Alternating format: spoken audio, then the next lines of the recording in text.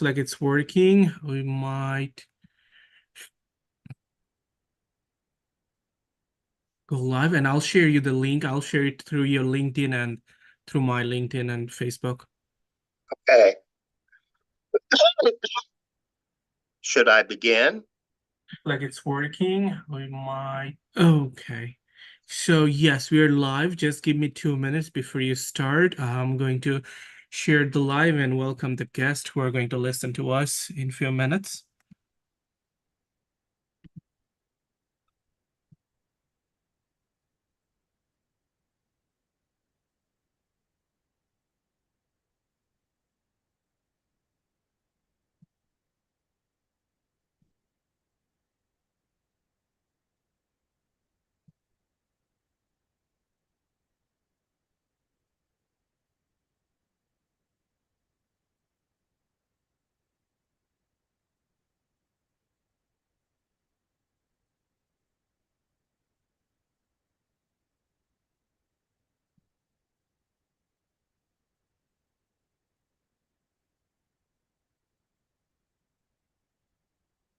I'll need 2 more minutes, please.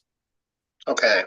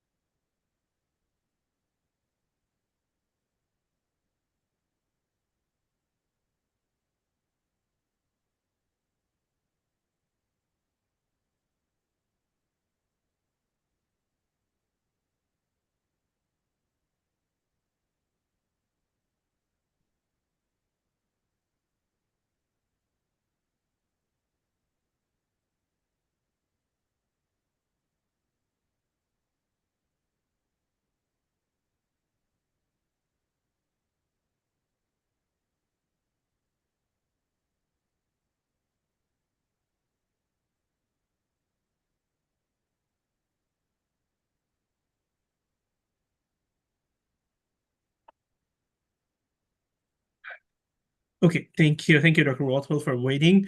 Our channel is ready. We have some guests who will be watching us live on YouTube, and we also shared the link on Facebook and LinkedIn. So welcome, everyone. And Dr. Rothwell, I'd like to invite you to talk about competencies and capabilities today. Thank you. Okay. Thank you very much. Again, my name is William J. Rothwell. You can call me Bill.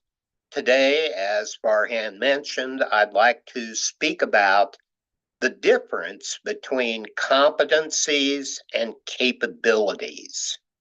You may have heard these two terms used in business settings, and most recently, the Association for Talent Development published a capability model of the field formerly called training and development and the field we now call talent development.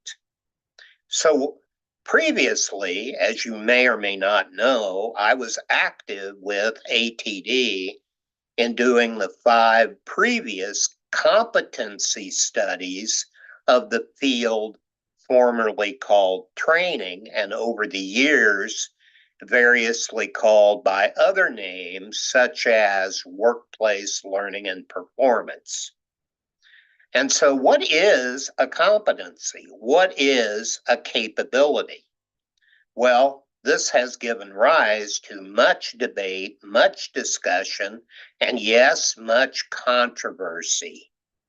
Why should we care about this? Well, think about this. First of all HR management is based on job descriptions.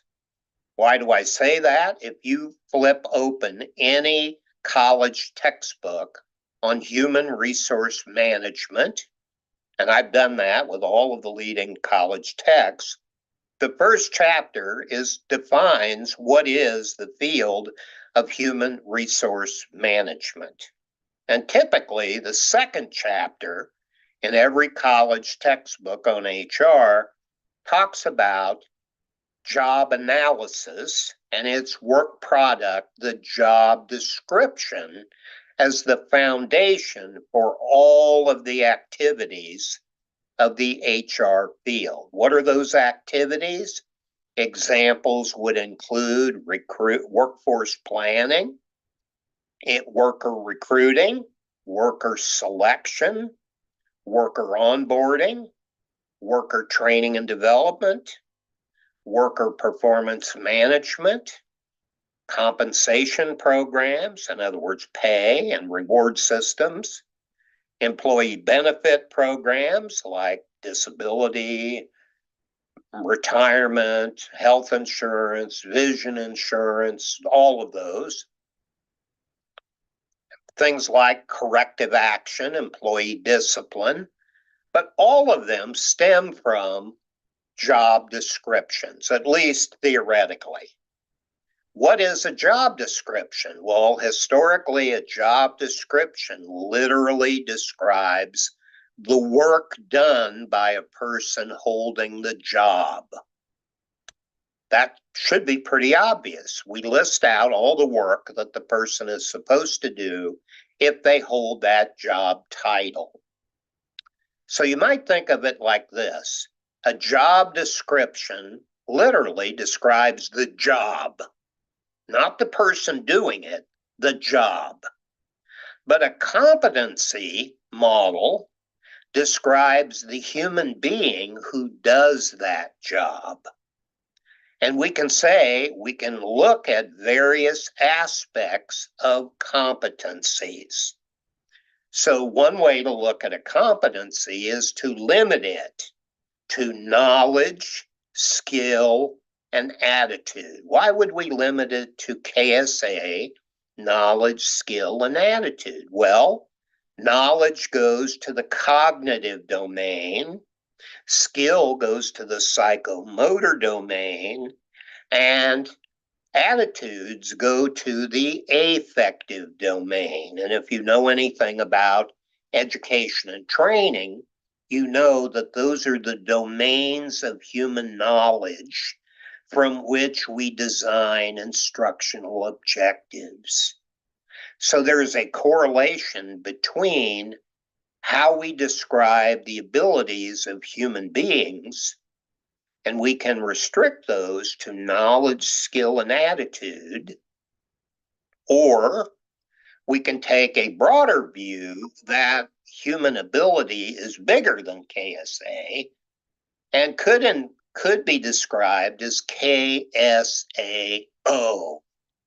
What's the O? Knowledge, skill, attitude, and other characteristics leading to successful job performance or outstanding job performance.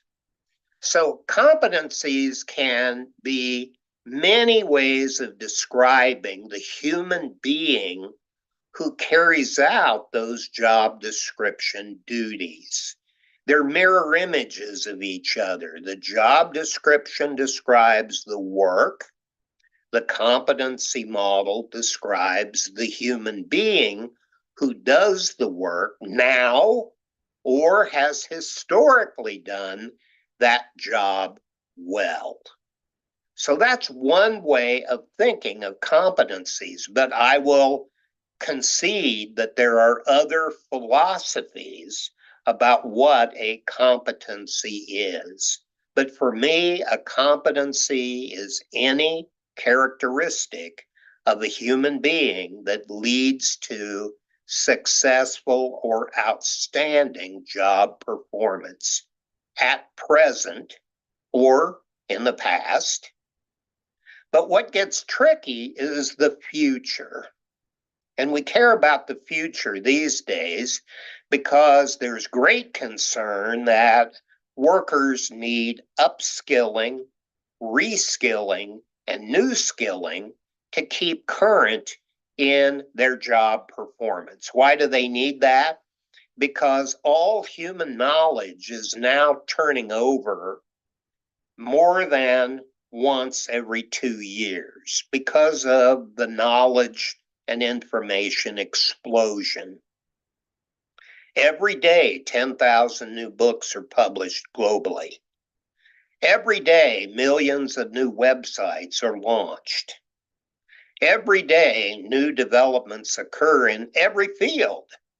How can we possibly keep ourselves up to date?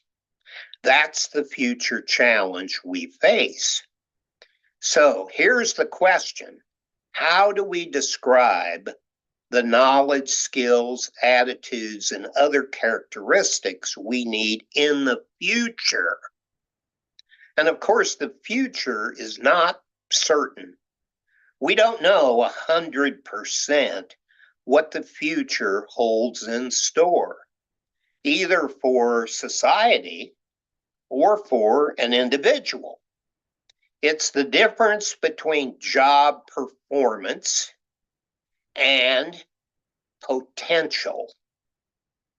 So you might define a capability as an individual's possible future knowledge, skills, attitudes, and other characteristics that can be developed in alignment with the future needs of the organization.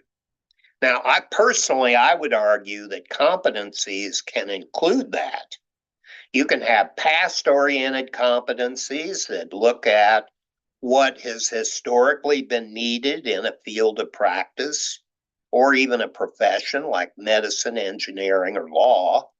You can look at present performance, what's required to be successful today.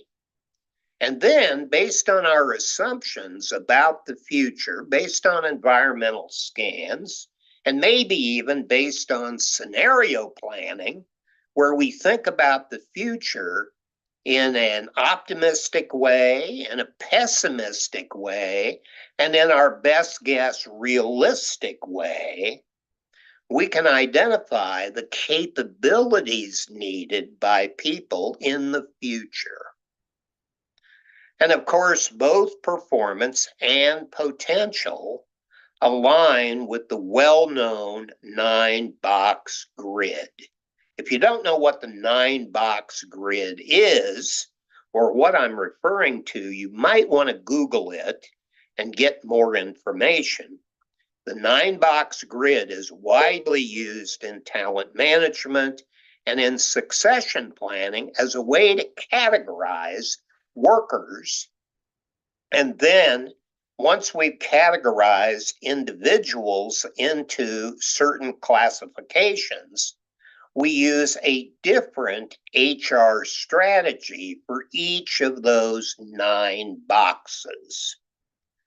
There's 3 ways we classify for present job performance, and there's 3 ways we classify for future promotion potential.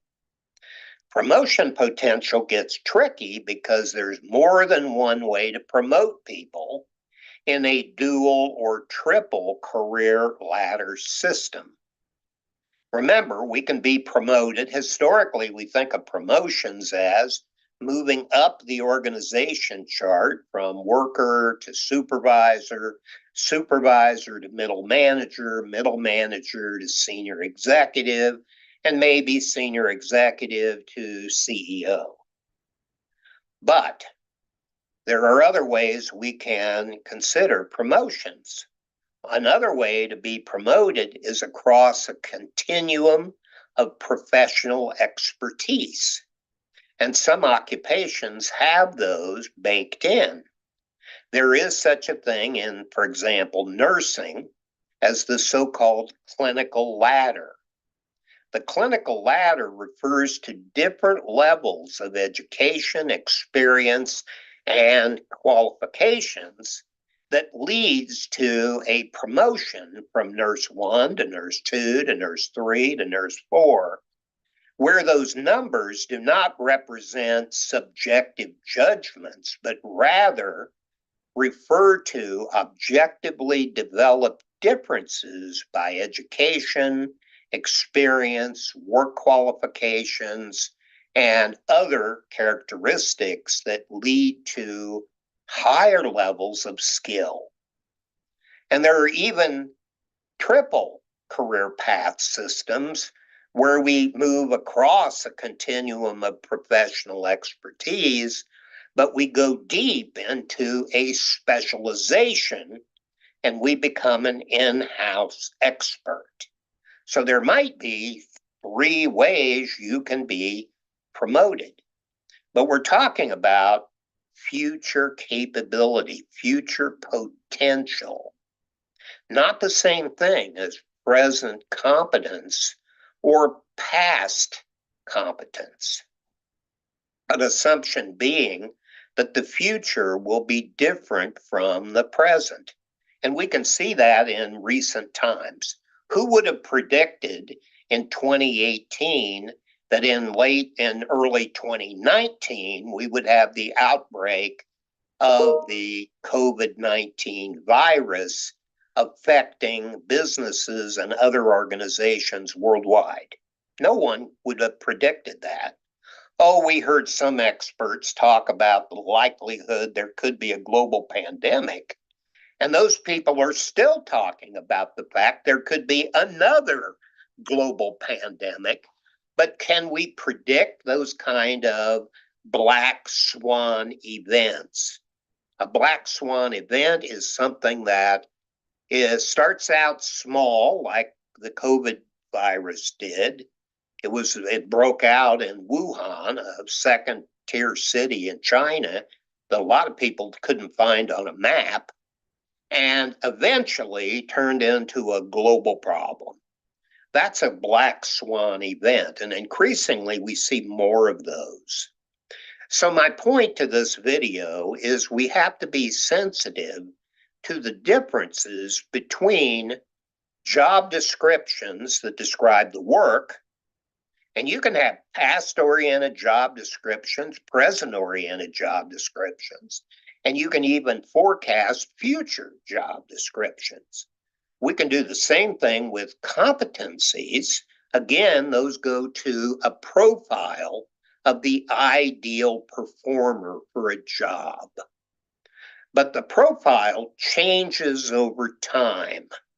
And if we consider the future and we describe the characteristics that we believe will be needed by an individual to thrive in the future, then we're talking about capabilities. That's one way to look at it. I do not posture that that's the only right way to do it, but it is one way. So I want to thank you for listening. By the way, there are ways to think of competencies that go beyond good performance. We can even do competencies and capabilities of failed performance or of exemplary superstar performance or potential. So we have to consider those as well. Again, thank you so much for listening to me, and I'll conclude with that.